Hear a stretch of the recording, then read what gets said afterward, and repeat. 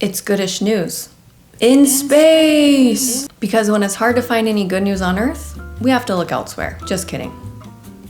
Sort of. And with that, welcome to the Goodish News channel. I'm Ashley, your professional pessimist. In an effort to be more optimistic, I'm bringing you news that won't leave you feeling depressed. So let's get into it. We're starting off with the planet Saturn and its unlikely beef with Jupiter. If there were a space version of TMZ, these two planets would constantly be making headlines with all their back and forth smack talk. Up until 2019, Jupiter was known for being the planet with the most moons in the solar system, 79 at the time. But that same year, astronomers found 20 new moons orbiting Saturn, which brought its total to 82. But by 2023, Jupiter regained the lead with 92 moons. Saturn again took the lead in 2023 when its moon count increased to 146. But astronomers recently announced the discovery of 128 additional moons. This discovery nearly doubled Saturn's moon count, leaving Jupiter in the cosmic dust. This brings Saturn's total up to an astounding 274 confirmed moons, far surpassing Jupiter's 95. The find was made possible by using the Canada-France-Hawaii telescope. Kind of a disappointing name if you ask me, but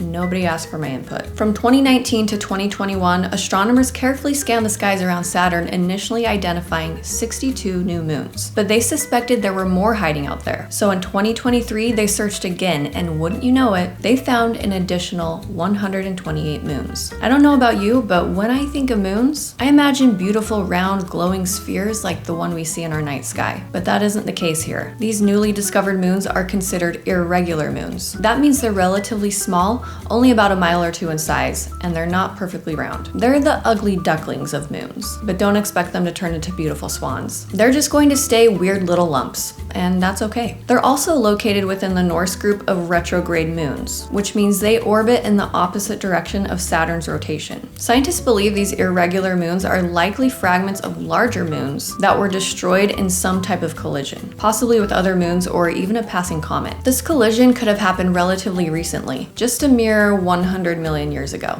I remember it like it was yesterday. So why does any of this matter? Well, it gives us a better understanding of the evolution of Saturn's moon system. By studying these smaller moons, we can learn more about the history and processes that shaped Saturn and its many satellites. According to Edward Ashton, the lead author of the study, our carefully planned multi-year campaign has yielded a bonanza of new moons that tell us about the evolution of Saturn's irregular natural satellite population. As of right now, astronomers aren't planning any further moon hunts with existing telescopes, but who knows what future discoveries will be made as technology advances. In the meantime, maybe Jupiter will be able to catch up. It's only 182 points behind, and we all love an underdog story. There's no need to fear.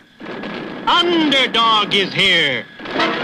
Speaking of dogs, a new study conducted in Thailand highlights the benefits of playing with dogs, not just for humans, but for the dogs themselves. It's been known for a long time that humans experience positive effects after playing with dogs, but now we know they're not the only ones who benefit from the interaction. Researchers brought together 122 stressed out students and 6 friendly dogs, 5 Chihuahuas and 1 Shetland sheepdog. This is the first time I've ever heard Chihuahuas described as friendly. But maybe Chihuahuas from Thailand are a different breed or something. These weren't certified therapy dogs or anything. They were just regular pets. The students spent 15 minutes interacting with the dogs. They were allowed to pet, hold, or play with the dogs, along with giving them treats. Before and after, both the students and the dogs were assessed for stress levels. For the students, the results were impressive. They reported a significant decrease in stress levels, about 33.5%, after just a short play session. Their pulse rates and cortisol levels also dropped, showing real physiological changes. But here's the best part. The dogs benefited too. How did researchers assess the dog's stress levels? Well, there's not a pretty way to say it, so I'll just rip off the band-aid. They analyzed the dog's poop. Researchers were able to find a measurable difference in cortisol levels taken from fecal samples from before and after the play session. This suggests that interacting with the students had a lasting positive effect on the dog's stress levels. It's a reminder that dogs are social animals too. This study could have positive effects on dog welfare. It shows that even casual interactions with humans can be therapeutic for dogs. Imagine the potential benefits for dogs in shelters or those who are often left alone. By providing them with regular social interaction, we can improve their well-being also. It turns out maybe we're the emotional support animals after all, or the emotional support humans. Remember when you were a little kid and you fantasized about calling the cops on your parents because they insisted you eat your vegetables? Or they made you go to bed when you were in the middle of showing up all your brothers in a heated game of Duck Hunt on the original NES? No? Just me? Well, one 4-year-old didn't just fantasize about calling the cops on his mom, he actually did it. The kid, armed with a deep sense of justice and access to a phone, dialed 911 with an urgent report. His mom had eaten his ice cream. Most of us would chalk this up to a very unjust situation, cry about it and move on, but not this kid. He went straight to law enforcement. Because what's the point of having a legal system if not to prosecute snack-related crimes? When the dispatcher picked up, the boy wasted no time in reporting his mom for being bad and said she needed to go to jail. Officers were dispatched to the home to make sure nothing nefarious was happening, and that's when the kid snitched on his mom, because in his world, ice cream theft is felony-level stuff. Hi. Oh, it's the police. They came for real. Did you call the police? Yeah, Why? I told my mommy to go to jail. I didn't get ice cream. So is that why you're upset? Yeah, that's why I didn't get no ice cream. He straight up told the officers his mom needed to go to jail for eating his ice cream. After talking with the officers, he decided not to press charges, but he still really wanted his ice cream. Good news for the mom, the cops let her off with a very stern warning. The next day, officers returned to the home with a surprise for the boy, his very own cup of ice cream with blue sprinkles.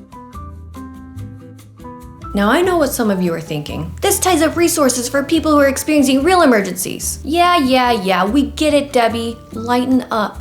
Not everything needs to be so serious. And if someone ate the last of your Bluebell chocolate peanut butter overload, I bet you'd think about pressing charges too. Will this work for you? I can't seem to find my license, but...